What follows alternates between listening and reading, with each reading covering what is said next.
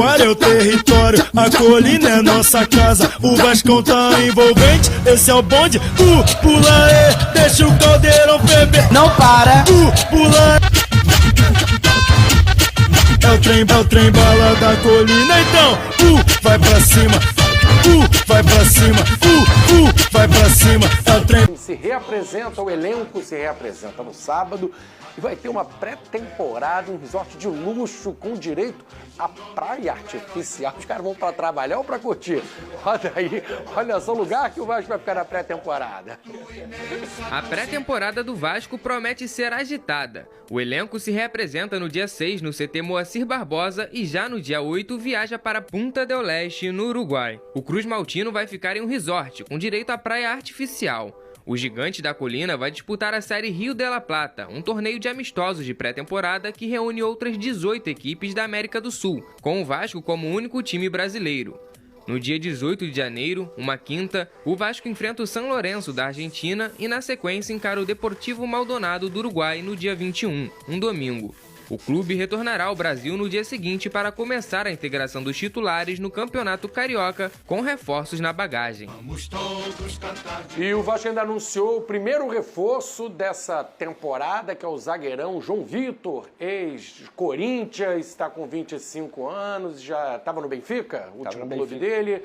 Que Passou pelo futebol francês por empréstimo. Vamos lá, aí tem algumas situações a analisar sobre essa negociação no meu ponto de vista. Primeiro, o jogador. Muito bom jogador. Eu lembro dele aqui no Corinthians, mostrou que sabe jogar futebol, um bom zagueiro. Foi para a Europa, não conseguiu se firmar, nem no Benfica e nem no futebol francês quando ele foi emprestado. E aí tem outro ponto nessa negociação, os valores que o Vasco vai pagar para ter esse jogador. O Vasco está comprando pelo menos 6 milhões de euros mais 2 por bonificação, ou seja, pode chegar a 8 milhões de euros, que na cotação atual dá cerca de 42 milhões de reais. Eu acho que é um valor muito elevado para esse jogador. Ali, interessante essa curiosidade, é a segunda contratação mais cara da história do Vasco. Só vai perder para o Edmundo em 99, quando voltou, que chegou por 6 milhões de euros, um contrato de 5 anos, né?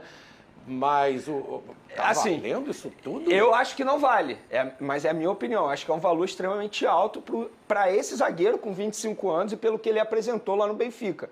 E aí muita gente diz assim, o Vasco ganhou a concorrência do Botafogo. Óbvio, o Botafogo queria por empréstimo. O Vasco chegou e comprou o jogador. Para o Benfica, maravilhoso, pô. Eles estão querendo ou não, eles estão recebendo mais de 40 milhões de reais para um jogador que não rendeu lá, que estava desvalorizado no futebol português. Acho que é bom jogador, mas os valores me chamaram a atenção dessa maneira. Eu acho que são valores extremamente altos. Vou dar um exemplo aqui no futebol brasileiro. O Corinthians pegou o Félix Torres, que é um jogador de Copa do Mundo, da última Copa do Mundo, titular da seleção venezuelana, e 25 anos, a mesma idade do João Vitor. O Corinthians está pagando 26 milhões de reais.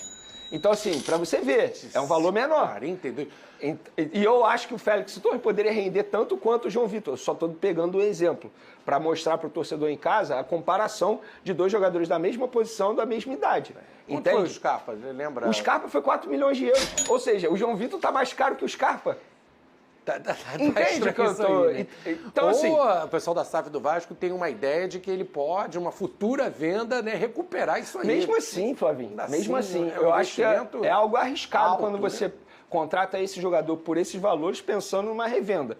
Para você ganhar dinheiro com esse jogador, a venda pelo menos tem que ser mais de 8 milhões de euros. Acho pouco provável. Aqui, né? Até porque ele foi para a Europa e volta para o futebol brasileiro e a gente sempre fala isso aqui. Quando um jogador faz esse caminho, é muito mais difícil para ele voltar para a Europa. Ainda mais um zagueiro e alguém pagando 8 milhões de euros. Acho pouco provável.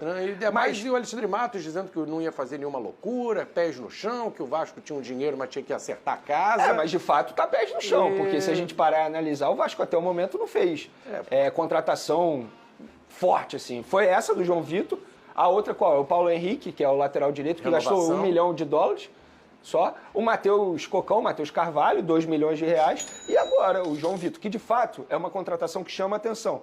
Mas por esses motivos que eu acabei de falar. O João Vitor é bom jogador, muita gente queria aqui no futebol brasileiro, mas por esses valores aí, achei um pouco exagerado.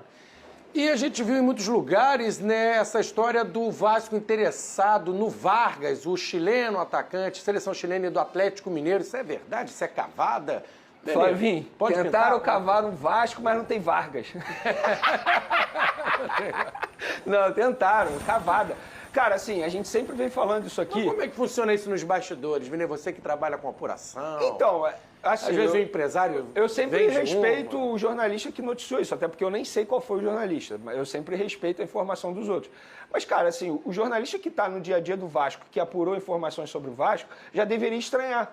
Porque o perfil da 77, da diretoria, não é contratar jogador com essa idade. O Fernando, volante que está de saída do Sevilha, ele se colocou à disposição para fechar com o Vasco não quis. É um cara que queria jogar no Vasco e já foi especulado em janelas anteriores. E o Vargas me chamou a atenção por causa disso. Falei, cara, não faz o menor sentido. Se os caras pensam numa idade e não querem contratar jogador com essa idade, por que vai pegar o Vargas, que está desvalorizado? A verdade é essa. E o empresário está oferecendo aí para Deus e o mundo. Então, quando eu vi a notícia, eu já havia desconfiado. Mas aí um dirigente do Vasco falou, Vene, não embarca nessa, porque não procede. E de fato não procede. O pessoal do Vasco te confirmou que não tem esse interesse. Não tem. Você já imaginou que era...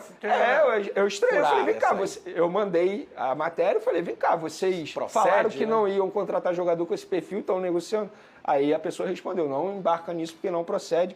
Tanto é que o Alexandre Matos deu uma entrevista, se eu não me engano, para o Jorge Nicola, falando, descartando qualquer possibilidade dessa negociação. Sim, foi uma cavada. Olha, e teve